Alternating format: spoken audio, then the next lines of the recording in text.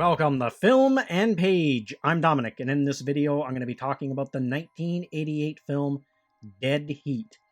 And this movie stars Treat Williams as Roger Mortis, Joe Piscopo as Doug Bigelow, Lindsay Frost as Randi James, Darren McGavin as Dr. Ernest McNab, Vincent Price as Arthur P. Loudermilk, Clare Kirkconnell as Rebecca Smythers, Keye Luke as Mr. Thule, Robert Picardo as Lieutenant Herzog, and Mel Stewart as Captain Mayberry. And this movie was directed by Mark Goldblatt and produced by Helpern, Meltzer, and distributed by New World Pictures. So this movie is, last time I seen this movie, this is a movie I watched over the weekend, or not the weekend, but just last week I watched this movie. And the first time I saw this movie was early 90s, like I think 1993 or 1994. So I'll give a quick plot breakdown of the film. So spoiler warning, I'm going to be talking details of this movie, so if you haven't seen it, there's going to be spoilers. So the movie opens up with a pair of bank robbers or jewelry store robbers they're on their way to hit a jewelry store. So it starts off as it seems like it's going to be a straightforward cop movie. And even the title, there's not really that's not really a giveaway that it's going to be this bizarre film. It just seems like it's just going to be another cop movie. So these two guys break in, they're robbing the jewelry store, and one of the workers in the jewelry store gets to hit the alarm, and this alerts all the nearby cops. And one of the nearby cops is Treat Williams and Joe Piscopo.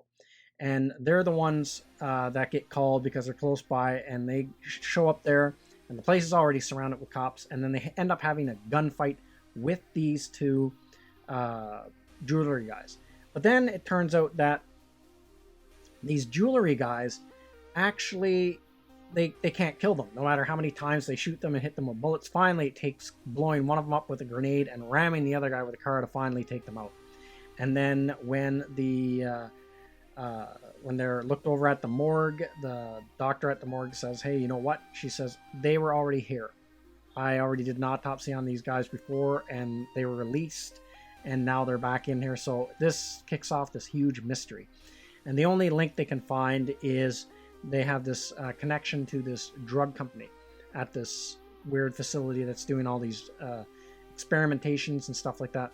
So the two cops go there, Treat Williams and Joe Piscopo, to investigate it. And while they're there, Joe Piscopo discovers this weird machine that's used to reanimate the dead. And on it is some weird, crazy-looking monster that attacks him and Treat Williams, and Treat Williams gets knocked into a vacuum chamber. And the door seals on him, and it sucks all the air out, and his buddy's fighting with this monster, can't get him out, and then he dies. Then the mortuary girl, or the morgue girlfriend, who is the ex-girlfriend of Treat Williams, she figures out how to work the machine, and they resurrect Treat Williams.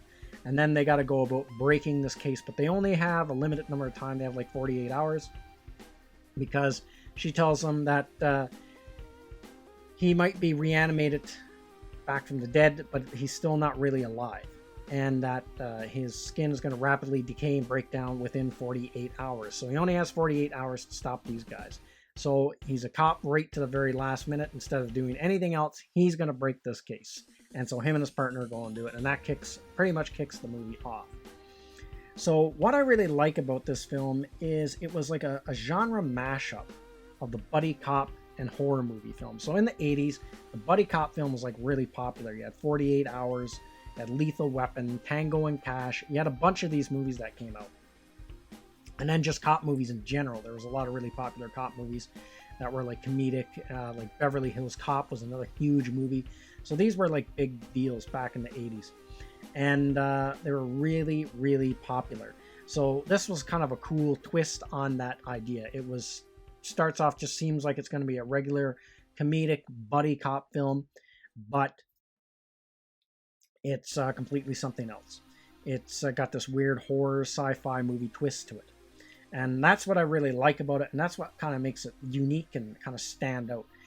Now it's kind of got this borderline look to it. It kind of looks like it's theatrical, but kind of B-movie feel to it. So it's almost like on the, I think it was released in theaters, but it kind of has that look. It's more B-movie than anything else, I think.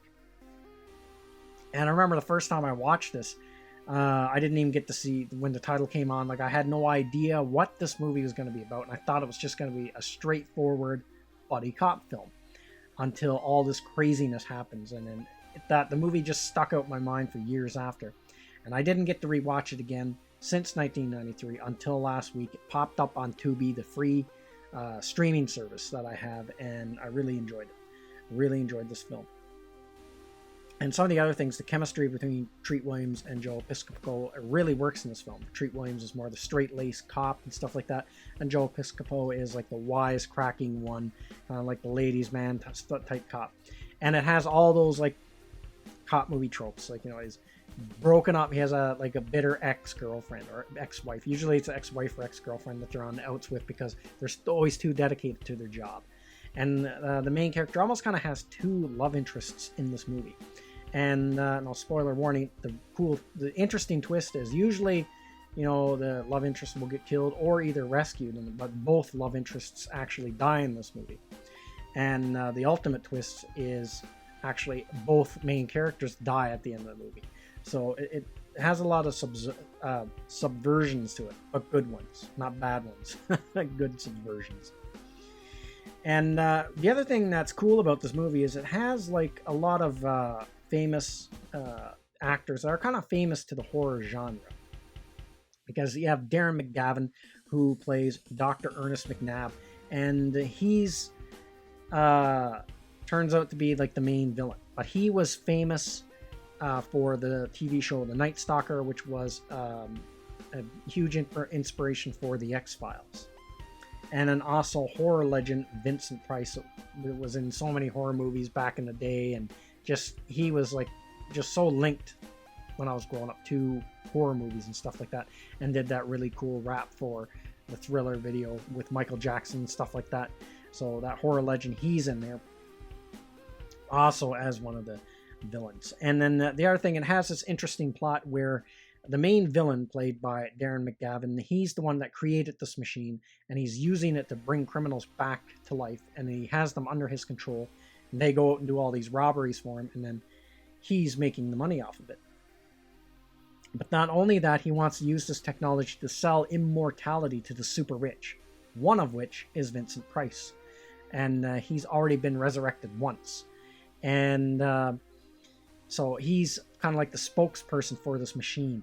But there's that one side effect where they have to somehow get over the fact that a person will decay within 48 hours. But it's kind of implied that Vincent Price, he's overcome this, so he's just like immortal, and he can extend his life indefinitely through this machine. And so it was a really cool movie, I have to admit, and it was just really fun, and it moves along fast. Like, it wastes absolutely no time getting to the story and action right out the gate of this film. I really liked it. And I really like the comedic elements with Joe Piscopo, because sometimes like his one-liners just didn't even land, and that kind of made it more funny for me for some reason while watching this film. And the other thing, it has he only has a small role in it, but Robert Picardo is in this, and of course he's famous for being the hologram doctor on Star Trek Voyager, but I always get a kick out of him every time he pops up in a movie, and he's been in so many of them. Yeah, I have to say that this is a fun movie, and it moves along fast. It's only, I think, an hour and 23 minutes. So it wastes no time. It just really clips along, and it's got a lot of good action in it. It's just got that really, I don't know, it's not like I know there's some movies that are just legendary cult classics like Army of Darkness and Evil Dead and things like that. And this doesn't have that status, but I do still think it is one of those cult films. It's just one of those unique B-movie gems out there that if you get a chance to watch it, totally check it out. It is just a blast, and it's just mental. Like, there's stuff in it that's just mental in this movie. Like, we're in the slaughterhouse, and they use the reanimation technology to bring all the slaughtered chickens and pigs and everything to life, and they start attacking two cops and the one girl there. That it's just hilarious, that scene. And gross too. There's some gross out scenes in this as well. And that's one of them, is when they're in that butcher shop. So yeah, a great movie. Just great B movie. Just a blast to watch. If you like buddy cop movies and you like horror movies, this is a good one to check out because it's a great combination of the two. And Treat Williams, he never really became like a big, huge action star, but he's been in a lot of movies. I've seen him in a lot of stuff. And this is probably like one of my more favorite movies that he's done. The other one that's really good is Deep Rising. He was in that one. And I also remember him playing the villain in the Phantom movie that came out in the 90s as well. But yeah, and he's always like fun to watch him. He always does a good job. Seen quite a few of his movies. Some of them are hits, some of them are misses. But this, for me personally, this is definitely a hit. So if you get a chance, definitely check out this movie, Dead Heat. It is worth it. So that's everything I got to say in this video. Let me know what you think in the comment section, and I will see you at the next one.